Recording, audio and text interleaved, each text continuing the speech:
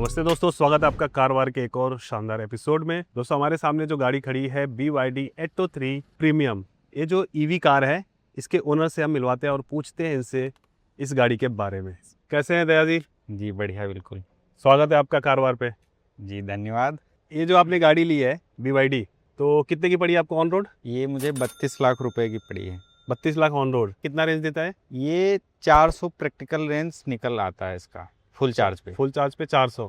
कितना क्लेम किया था कंपनी ने? क्लेम तो करते हैं 500 के अराउंड में, लेकिन 400 अगर आप अच्छे से चलाओगे आराम से तो निकल आता है। लेकिन अगर आपने हाथ ड्राइविंग कर दी 120-150 तो ये 350 भी खिंच के आ जाएगी। अच्छा, आपने कितना चला दिया इसको? मैं अभी इसको करीब 5000 तक चला दिया हूँ। 5000 किलो। कहाँ कहाँ गए आप?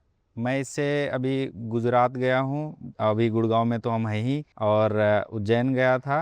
तो यही 3-4 स्टेट मैंने कवर किए हैं। बाकी साइड पे अपने सोलर वाले काम के लिए लॉन्ग रूट भी आपने कर दिया इससे? हाँ, वो टेस्ट करने के लिए ही मैं गया था कि लाइक मैं पहले पेट्रोल चलाता था, अभी भी वो है। तो मुझे ये था कि लाइक अगर मैं ईवी पे शिफ्ट होता हूँ तो मुझे दिक्कत आएगी कि नहीं, तो फिर मैं पेट्रोल अपनी गाड़ी बेचूँ। तो उसको मैंने होल्ड पे रखा हूँ। अभी बेचा नहीं है? अभी नहीं बेचा हूँ, लेकिन अब मुझे ऐसा लगता है कि मैं बेच सकता हूँ उसको। पेट्रोल वाली गाड़ी। हाँ। सबसे लॉन्ग रूट कितने किलोमीटर का था? 3000 का किया है। उसमें ट्रिप दिख भी रहा है, एक ट्रिप है 3000 किलोमीटर की। अच्छा। हाँ, तो कितनी बार चार्ज करा था आपने उसमें? 3000 पे वैसे तो मैं चार्ज कर लेता हूँ। जैसे 50% अगर बैटरी बची तो मैं चार्जर अगर कहीं मिल जाता है तो चार्ज कर लेता हूँ। तो अमूमन मुझे आई थिंक 6-7 बार मैंने लगाया है। वो किसी में 20% चार्ज किया, किसी में 40, किसी में 50, ऐसे ऐसे करके। तो रास्ते में जैसे आप लंबी लंबी ट्रिप पे जब गए तो आपको कभी एंजाइटी फील हुआ कि यार चार्जिंग खत्म हो रहा है, अब इतना ही बचा है? नहीं, ऐसा कुछ फील नहीं हुआ। बस ये है थोड़ा सा प्लान करके चलना हुआ, क्योंकि मैं ज़्यादातर एक्सप्रेस वे पे ही ट्रैवल किया हूँ। पहले लखनऊ से निकला तो आगरा लखनऊ एक्सप्रेस वे, फिर यमुना एक्सप्रेस वे पे, दोनों पे चार्जर मिल जाते हैं ईजिली।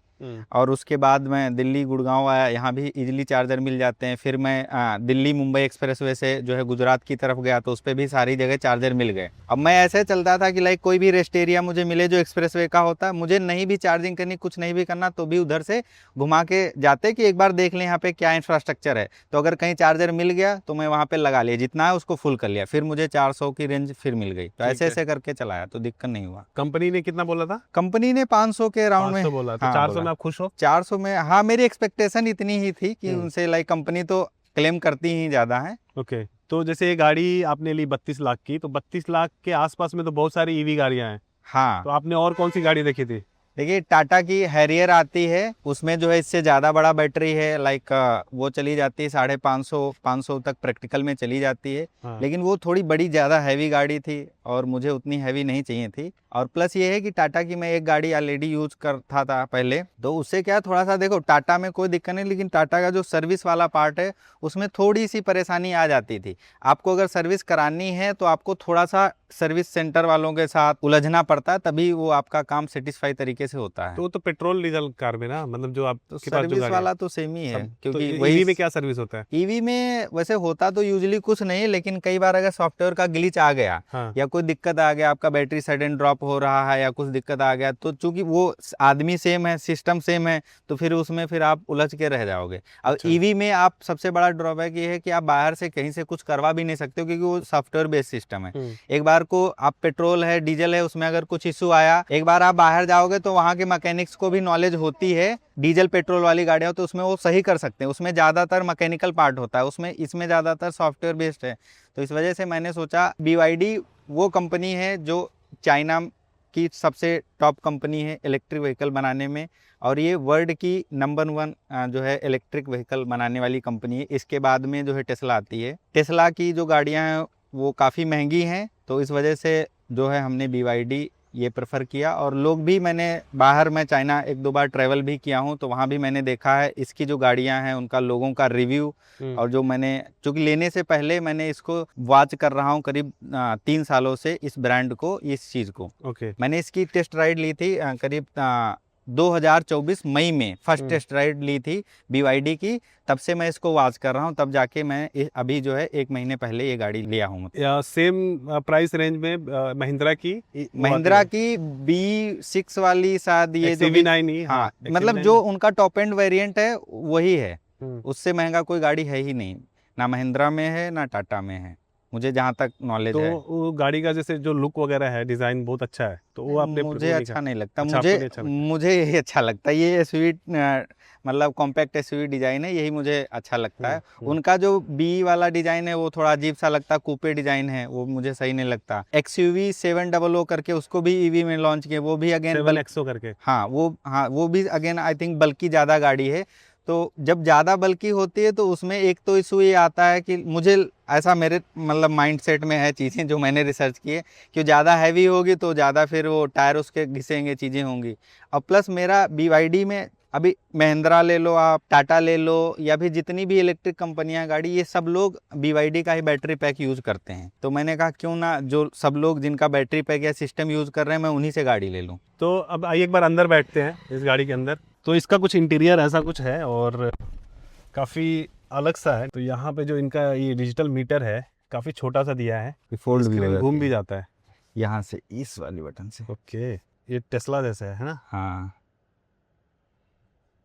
पूरा मतलब सॉफ्टवेयर से ही कंट्रोल होता है सारे, इसमें सिस्टम है। एक बार दिखाता हूँ आपको, जैसे ये AC का ये कर सकते हो, म्यूजिक सिस्टम है, यहाँ से अपना यहीं से सेटिंग सारा कंट्रोल स्क्रीन से ही है, कोई बटन नहीं दिया है। ये यहाँ पे एम्बिएंट लाइटिंग रात को जलती है, वो हाँ। यहाँ से आप उसका कलर चेंज कर सकते हो। ये देखिए यहाँ पे ऐसा दिख रहा है। ऊपर ये भी है सनरूफ, इसमें एक बार सनरूफ ओपन करना, पूरा पीछे तक खुलता है। हाँ, इसमें मुझे हालांकि ये चाहिए नहीं था लेकिन ऑप्शन कोई नहीं था। हाँ।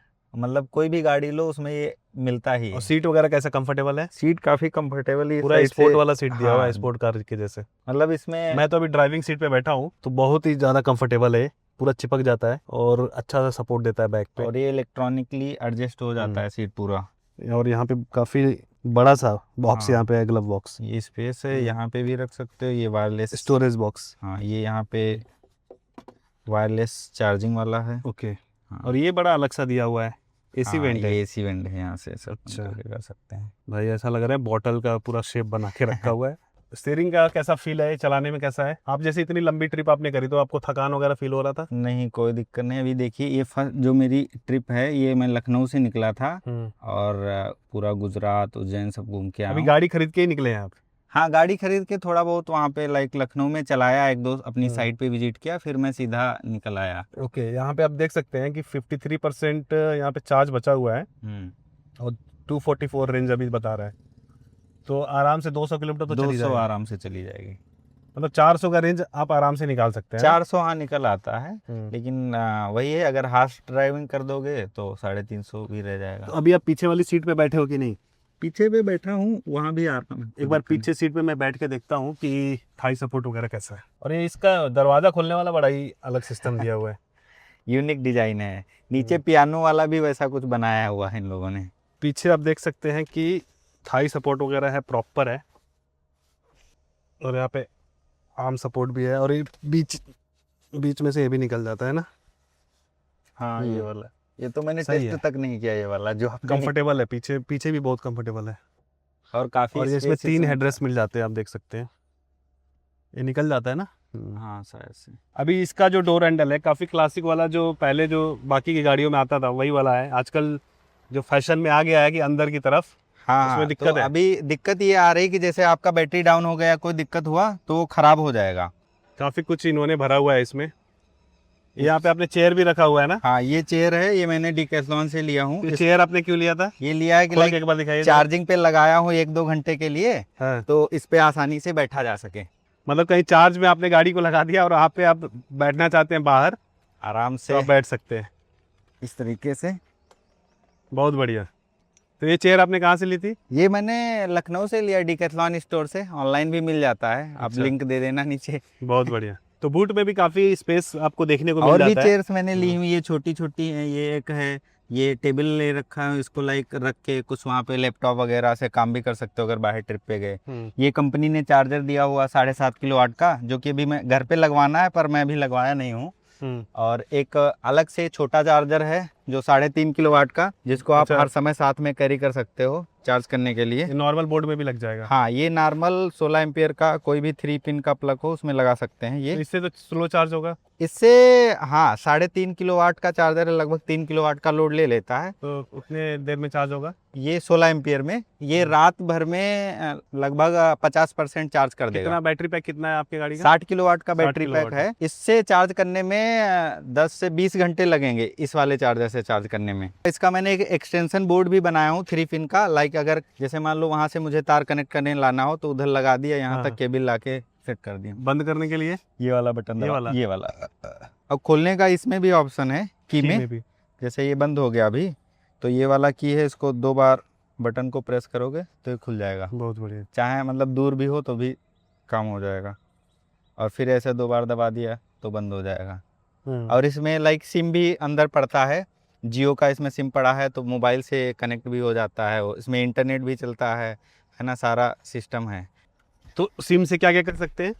सिम से लाइक इसमें ये देखिए यहाँ पे नेटवर्क आ रहा है, सिम लगा हुआ है इसमें, है ना, 4G चल रहा है। तो इस सिम से लाइक इसमें जो भी आपको नेविगेशन लगाना है, गाने बजाने हैं, अच्छा। और इस गाड़ी का पूरा डेटा आपको मोबाइल पे देखना है। अभी हालांकि वो इन्होंने एक्टिव नहीं किया है, वो बोल रहे थे कि चाइना से करवाना पड़ेगा तो उसमें थोड़ा समय लगेगा, तब तक सिम डाल के उन्होंने दे दिया है। और इसमें लाइक डैश कैम भी है यहाँ पे, इनबिल्ट है। इनबिल्ड इस वाले मॉडल में नहीं था डैश कैम, लेकिन मैंने लाइक बोल के लगवा लिया हूँ। तो शायद 3-4 हज़ार का लगाए हैं। तो उसका मेमोरी कार्ड जो है इसमें लगा हुआ नीचे है। अंदर है। तो यहाँ पे देखिए मैं डेटा दिखाता हूँ उसका।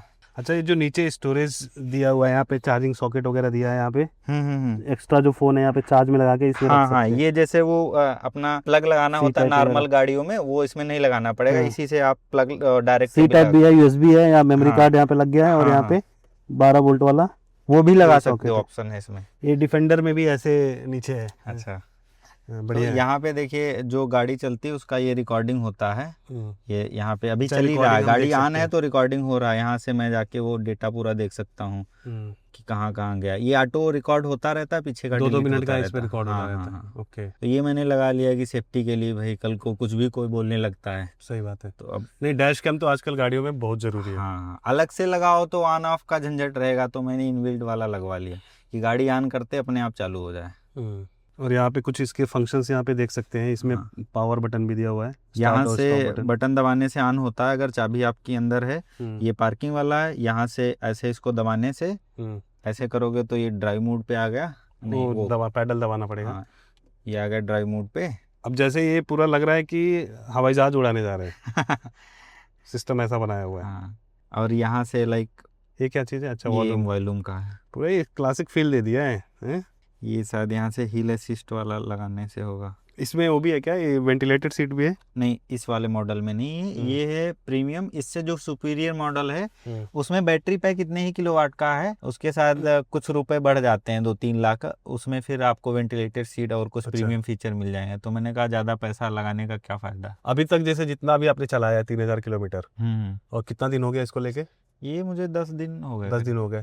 तो इसमें कुछ कमी आपको नजर आई? कमी अभी तक देखा जाए तो मुझे कोई नहीं नजर आई। बस एक छोटा सा है, इसकी जो लाइट है जो सामने लगती है वो हाई बीम बहुत लो है। तो हालांकि मैंने यहाँ से हो जाती है एडजस्ट, मैंने करके देखी, लेकिन उतनी नहीं हुई जितनी मेरी एक्सपेक्टेशन थी। ये यहाँ से ये जो है लाइट, ये बहुत जो है नीची थी, इतने पे सेट था। मैंने उसको बढ़ाया, थोड़ा ऊपर किया, लेकिन तब भी उतनी हाई बीम नहीं है। तो रात को देखने में दिक्कत होती है? हाँ, थोड़ा सा हाईवे पे मतलब जब लॉन्ग रूट पे चलो ना तो स्पीड मेंटेन करने में डर लगता है कि सामने से कोई आ गए। वो दिखता ना, हाई बीम होती है तो दिख जाता है। तो ये थोड़ा सा पहली बार ऐसा देख रहा हूँ कि अंदर से ही बाहर की लाइट की सेटिंग। हाँ, तो ये है थोड़ा सा। बाकी जितनी और इसकी अच्छी चीजें कुछ बताइए, 4-5 अच्छी चीजें जो आपको लगा कि यार बाकी की गाड़ियों में, या फिर जिस बजट में गाड़ी है बहुत अच्छा आपको लगा है। इसका क्या है, आप इसके साथ जुड़ रहे हो तो BYD वर्ल्ड का टॉप ईवी ब्रांड है। एक तो ये हो गया कि आप भाई प्रीमियम और जो टॉप है, जो इसका जिनके पास नॉलेज है, जिन्होंने इस टेक्नोलॉजी को पैदा किया, आप उनके साथ जुड़ रहे हो। तो इसमें सॉफ्टवेयर का ग्लिच या जो भी चीज़ें आएंगी वो आपकी इंस्टेंट रिजॉल्व हो जाएंगी। और पहली बात, इनका इतना रिफाइंड प्रोडक्ट है, पूरा ऑल ओवर वर्ल्ड इनका सेल हो रहा है, तो दिक्कत उसमें कोई है नहीं, ठीक है। वो हो गया। बाकी इतने बजट में देखो, अगर आप यहाँ पे कोई भी गाड़ी लेते हो तो वो दे तो देंगे, लेकिन सर्विस वाला जो पार्ट आएगा उसमें दिक्कत आएगा। इनके में वो इशू नहीं है। और ऐसा नहीं, मैंने लेने से पहले मैं बोल रहा हूँ ना, 2024 मई में मैंने फर्स्ट राइड लिया था इसका टेस्ट ड्राइव, तब से मैं इनको वॉच आउट कर रहा हूँ। जो कोई भी मुझे बाहर मिल जाता है या विद इन इंडिया मिल जाता है ये गाड़ी को लेके, मैं उससे पूछा हूँ। जितने भी इंटरनेट पे रिव्यू हैं वो मैंने लगभग देखे हैं, तो निगेटिव मैं आज तक इनका कोई एक ढूंढ नहीं पाया हूँ। बाकी देखिए, चाइनीज है, नो डाउट आपको वैसा सर्विस नहीं मिलेगा कि अभी दिक्कत आया तो आप 10-15 किलोमीटर पे आपको सर्विस सेंटर मिल गया, तो वैसा तो नहीं मिलेगा। लेकिन ये है कि इसमें आपको दिक्कत वो आएगा ही नहीं करके, ऐसा इन्होंने प्रोडक्ट बनाया है। बाकी जो अगर मुझे जो चीज़ें इसमें अच्छी लगी, अभी कल मैंने इसको चलाया, तो इसका जो सीट है बहुत मेरे को सही लगा, बहुत ही कंफर्टेबल सीट है। जिस तरीके से इन्होंने सीट को डिज़ाइन किया है, पूरा हर तरीके से आपको कंफर्ट फील कराता है, और स्पेस वगैरह काफ़ी है इस गाड़ी में। पहले एक चीज़ मैं और बताना चाहता हूँ, पहले मैं चाइनीज़ चीज़ों को लेके बहुत जो है वो एंटी था कि ये तो चाइनीज़ मटेरियल है, देशभक्ति वाला सीन था। अभी भी है वो, उसमें दिक्कत नहीं। लेकिन मुझे जब लगा कि यार अगर मैं उनको हेट करता रहूँगा, उनकी टेक्नोलॉजी को समझूंगा नहीं, चीज़ों को समझूंगा नहीं, तो मैं ग्रो नहीं करूँगा या कोई नहीं ग्रो करेगा। फिर मैं एक बार चाइना गया, वहाँ पे जब मैंने देखा भाई वो उस लेवल पे आगे काम कर रहे हैं जहाँ तक हम लोग सोच भी नहीं पा रहे हैं, तो हमने कहा इनसे नफरत रखने से, चीज़ें रखने से नहीं होगा। तो फिर मैंने थोड़ा और इन डेप्थ चीज़ें किया। मैं कहा अब इनको इन्वॉल्व करते हैं वहाँ के। अभी तो चलो मैं सोलर का काम करता हूँ, सोलर की इंडस्ट्री पूरी चाइना पे टिकी हुई है ऑलमोस्ट। तो अभी मैं पैनल भी लगाता हूँ, मोस्टली वो चाइना से इंपोर्ट करके कंपनियां बेचती हैं यहाँ पे, तो वो लगा रहा हूँ। तो अभी मुझे थोड़ा सा लगा कि अगर मैं इंडियन ब्रांड का भी लेता हूँ, चलो देशभक्ति के नाम पे, पहली बात तो सर्विस नहीं देंगे, और फिर वो भी कहाँ से ला रहे हैं, वो यहाँ थोड़ी ना बना रहे हैं, वो भी वहाँ से सब उठा के लेके आ रहे हैं, लगा दिया और आपको बेच दिया। क्योंकि उसके अंदर बैटरी पैक चाइना का, जो ये सॉफ्टवेयर है, चीज़ें हैं, वो भी चाइना से ही मदद लेके उन्होंने पूरा बनाया, डेवलप किया है। तो इन हाउस यहाँ पे क्या है, इन हाउस सिर्फ उनकी असेंबली लाइन है और कुछ नहीं है। और मैं उनके साथ अगर एसोसिएट होकर जुड़ रहा हूँ तो मुझे क्या मिल रहा है भाई, सरदर्द। तो मैं क्यों ना भाई, पैसे देना है तो उनके साथ जुड़ो, एटलीस्ट वहाँ से मैं सीख जाऊँगा। कल को हो सकता है मेरे पास नॉलेज हो, चीज़ें कुछ मैं ही बना लूँ। बढ़िया बढ़िया, ग्रेट। एक सवाल और मेरे मन में आ रहा है, जैसे आपके पास ऑलरेडी एक पेट्रोल कार है, तो आपने ईवी लेने का कैसे प्लान बनाया? देखो, ईवी लेने से अभी तो एक तो दिक्कत ये शुरू हो गया था कि पेट्रोल डीजल मिल नहीं रहा था। आप लोगों ने भी फेस ही किया होगा, आप हाईवे पे निकल रहे हो, लंबी लंबी लाइनें लग रही, कह रहे हैं 500 का देंगे, 1000 का ही देंगे। तो वो एक शुरू हो गया था। प्लान तो मेरा पहले से था, तो इस वजह से थोड़ा मैंने और इसको स्पीड अप किया। दूसरा ये है, ईवी लेने से क्या है, आप रनिंग कॉस्ट आपके हाथ में है। पेट्रोल डीजल आप कहीं भी खरीदो, सब जगह सेमी रेट मिलेगा, और हो सकता है कहीं पे कुछ बढ़ के मिले, अलग अलग स्टेट पे, अलग अलग लोकेशंस पे। लेकिन इसका कॉस्टिंग आप रनिंग खुद से कंट्रोल कर सकते हो। जैसे अभी पीएम सूर्य घर स्कीम चल रही, उसके अंतर्गत आपने घर पे सोलर लगा लिया और नीचे आपने चार्जर लगा लिया, ईवी खरीद लिया, तो सोलर से जो बिजली बनेगी वो तो आपकी फ्री है। तो उससे आप इसकी रनिंग कॉस्ट ऑलमोस्ट जीरो कर सकते हो, या 1 से 2 रुपए पर किलोमीटर पड़ रहा है, जो कि आपकी मोटरसाइकिल से भी कम हो रही, या मोटरसाइकिल के बराबर मान लो। और मोटरसाइकिल में आप मोस्टली कितने लोग बैठ पाओ, हार्डली 2 लोग, और उसमें कोई सेफ्टी नहीं है। इसमें आप पूरे सेफ्टी है ना कंफर्ट, हाँ, इसमें आप पूरे परिवार के साथ बैठ सकते हो, पूरा आपका सामान रख सकते हो। तो इसमें लाइक आपका जो रनिंग कॉस्ट है वो बहुत कम हो गया। और प्लस ईवी में अगर आप फाइनेंस कराने जाते हो कार पे, तो जो है वो लोग सभी बैंकें लगभग स्पेशल डिस्काउंट देती हैं। अभी मैंने लाइक इसको HDFC से कराया है, तो उसमें मुझे 8.1% का इंटरेस्ट रेट मिला है, जो कि मुझे लगता है जब मैंने पेट्रोल गाड़ी ली थी तो मुझे 10 टके से ऊपर का मिला था। मतलब लगभग 10-11%, 12% पे उन्होंने किया था। मुझे एग्जैक्टली याद नहीं है, वो मैं वो देखूंगा सैंक्शन, तो उसमें पता चलेगा। तो आप सोचो वहाँ कहाँ 12% ब्याज लग रहा, कहाँ ये 8.1% लग रहा। तो अभी वो भी मैंने HDFC से करा। अगर मैं किसी लाइक गवर्नमेंट बैंक से कराता तो और सस्ता हो जाता मेरा। लेकिन वही है, गवर्नमेंट वालों का जानते हो, थोड़ा सा ज़्यादा उनका लंबा प्रोसेस रहता है। हाँ, तो ये है कि आपको कम इंटरेस्ट पे मिल जा रहा है। इसकी कॉस्टिंग आप खुद से कंट्रोल कर सकते हो सोलर लगा के, ठीक है। घर पे अगर आप सोलर नहीं भी लगाते हो, घर से चार्ज करते हो, तो भी ये जो है आपको 7 रुपये 8 रुपये यूनिट घर की बिजली होती है, आपको सस्ता मिलेगा। हाँ, बाहर अगर आप चार्ज करते हो कमर्शियल चार्जर पे, वहाँ पे थोड़ी बिजली 18 से 20, 22, 25 रुपये पर यूनिट मिलती है, डिपेंड ऑन लोकेशन, कौन सी लोकेशन पे आप चार्ज कर रहे हो। वहाँ पे थोड़ा कॉस्टली आता है, लेकिन स्टिल डीजल और CNG से तब भी ये सस्ता पड़ेगा। हाँ, सही और सही। प्लस आप एक है ना कि आप लाइक इको फ्रेंडली चीज़ों को प्रमोट कर रहे हो तो अंदर से भी अच्छा लगता है। अभी मैं कल का इंसिडेंट बताऊं, मैं गुड़गांव में ऐसे रात को लाइक एक मीटिंग से आ रहा था वापस, करीब 12-1 बज गया था, रिटर्न आ रहा था, तो महिंद्रा थार, स्कॉर्पियो वाले ये सब रोके जा रहे थे, सबके वो लगा लगा के चेक कर रहे, गाड़ी इधर लगाओ। मेरी ईवी देखा ऐसा नॉर्मल से, बोले ठीक है जाओ। तो इससे लाइक आप एक अच्छे इंसान बनने का सर्टिफिकेट भी मिलता है। ये कि चीज़ जो जिसके पास थार स्कॉर्पियो बदमाश है वो, हाँ? नहीं ऐसा नहीं है, लेकिन वो यूजुअली माइंडसेट हो जाता ना पुलिस हाँ। वालों को कि कैसे जज करेंगे भाई, ये काली फिल्म चढ़ाया हुआ है, काली गाड़ी चल रहा है, तो ऐसा करके वो चीज़। बढ़िया। थैंक यू सो मच दया भाई, ठीक अपना है भाई। रिव्यू शेयर करने के लिए हमारे बिल्कुल। कारवार की ऑडियंस के साथ में। तो दोस्तों आई होप कि आप लोगों को इस BYD एट्टो 3 प्रीमियम का रिव्यू आपको समझ में आ गया होगा। अभी हम दया भाई से कहेंगे कि आप इसको और चला लो, तो कुछ टाइम के बाद 3-4 महीने के बाद हम फिर से इसका डिटेल्ड रिव्यू लेकर आएंगे कि सच में ये गाड़ी वर्थ है कि नहीं। ले- अभी हाल फिलहाल में इनका एक्सपीरियंस तो बहुत अच्छा है। एक और पॉइंट मैं शेयर करना, अगर कोई ईवी लेना चाहता है तो मैं ये सजेस्ट नहीं करूंगा कि आप BYD ही लो, क्योंकि BYD चाइना की है।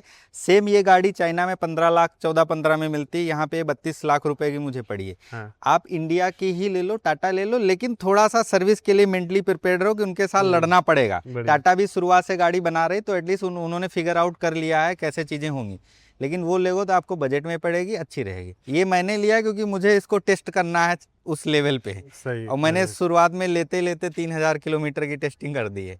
अब सोचो मैं इसको कितना चलाऊंगा आगे। तो फिलहाल के लिए इस वीडियो में इतना ही। चैनल को सब्सक्राइब जरूर करें अगर आप पहली बार आ रहे हैं तो, क्योंकि हम यहाँ पर ऐसे ही ओनरशिप रिव्यूज लेकर आते रहेंगे।